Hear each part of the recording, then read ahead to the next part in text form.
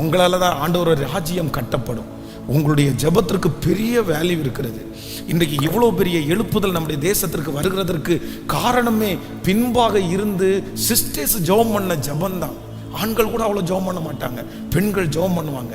சில குடும்பங்களுக்கு பின்னணி அந்த குடும்பத்தை கட்டினது பெண்கள் தான் கட்டியிருக்கிறாங்க.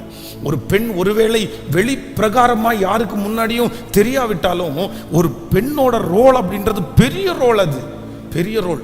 அவங்க இல்லை, அப்படி இல்லைன்னா அவங்க இல்லைன்னா அந்த முழுமையே இல்லை.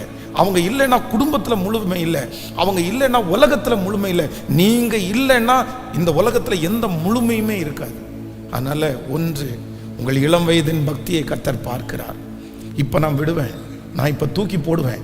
ஏதோ ஒன்று ஆண்டவர் தூக்கி போட சொல்கிறாரு, ஏதோ ஒன்று ஆண்டவர் விட சொல்கிறாரு, ஏதோ ஒன்று நீ பின்தொடராதேன்னு சொல்கிறாரு.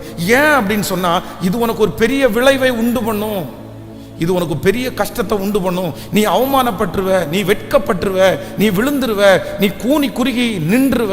உன்னுடைய இருதயம் ரொம்ப சாஃப்டானது, உன்னால் அதை தாங்கிக்க முடியாது, உன்னால் அதை மறக்க முடியாது, உன்னால் அதை விட முடியாது, உன்னால் அதை தூக்கி போட முடியாது.